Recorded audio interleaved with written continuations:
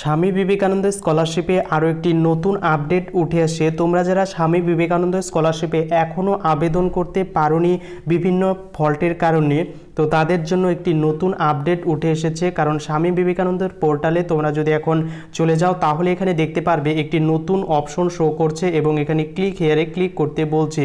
তো বিস্তারিত এই নতুন আপডেটটি তোমাদের সঙ্গে শেয়ার করব। কাজে ভিডিওটি সম্পূর্ণ দেখো এবং ভালো লাগলে অবশ্যই চ্যানেলটিকে সাবস্ক্রাইব করো। তো সর্বপ্রথম স্বামী বিবেকানন্দ স্কলারশিপের পোর্টালে তোমরা যদি এখন চলে আসো তাহলে একটি নতুন নোটিশ এখানে দেখতে পারবে।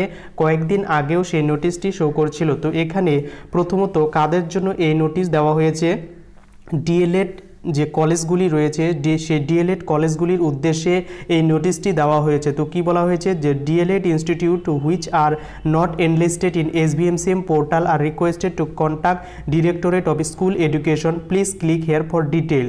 অর্থাৎ যে সমস্ত ডিএলএড কলেজগুলি স্বামী বিবেকানন্দ স্কলারশিপে আবেদন করতে পারছে না, বা যে সমস্ত ক্যান্ডিডেটগুলি একটি ডিএলএড কলেজে অ্যাডমিশন নিয়েছে অথচ স্বামী বিবেকানন্দ স্কলারশিপে আবেদন করতে গেলে সেই কলেজের নাম শো করছে না, তো তাদের জন্য কি করতে হবে, এখানে ক্লিক হেয়ারে ক্লিক করতে বলছে। তো এখানে ক্লিক করার সঙ্গে সঙ্গে একটি পিডিএফ কিন্তু ডাউনলোড হয়ে যাবে।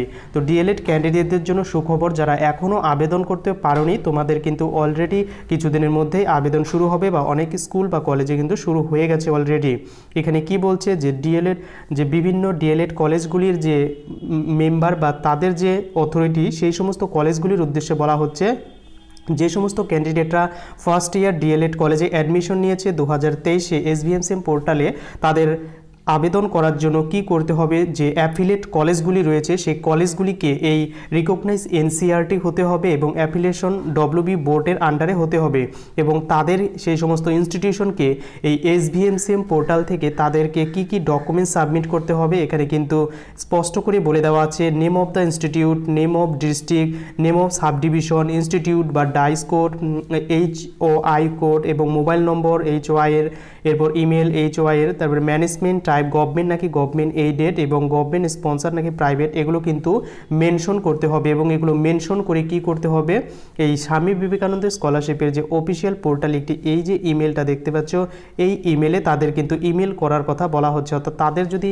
এই কলেজগুলি এই ইমেল করে দেয় তাহলে স্বামী বিবেকানন্দ পোর্টালে সেই ডিএলএড কলেজগুলি যেগুলো এনলিস্টেড নয় সেগুলো কিন্তু এখানে ইনক্লুড করা হবে।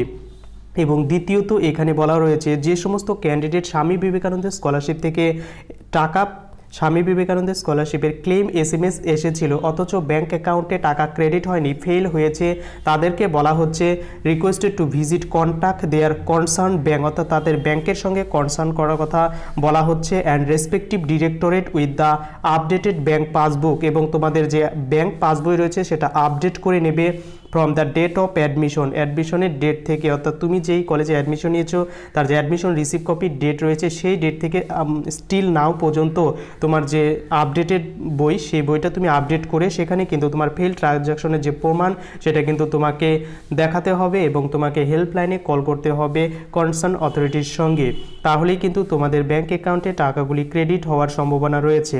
আর যারা এখনও স্বামী বিবেকানন্দ স্কলারশিপ থেকে টাকা পায়নি তাদের উদ্দেশ্যে বলার যে স্বামী বিবেকানন্দ স্কলারশিপের টাকা খুব শীঘ্রই কিন্তু দেওয়া হবে মার্চ মাসের মধ্যে। পেপার কাটিংয়ে তোমাদের সঙ্গে শেয়ার করেছি মার্চ মাসের মধ্যে প্রত্যেক ক্যান্ডিডেটের স্বামী বিবেকানন্দ স্কলারশিপের টাকা সেটা ব্যাঙ্ক অ্যাকাউন্টের উদ্দেশ্যে ক্রেডিট করানো হবে। তো এই পর্যন্ত ছিল দুটি লেটেস্ট আপডেটটি কেমন লাগলো অবশ্যই কমেন্ট করে জানাতে ভুলো না।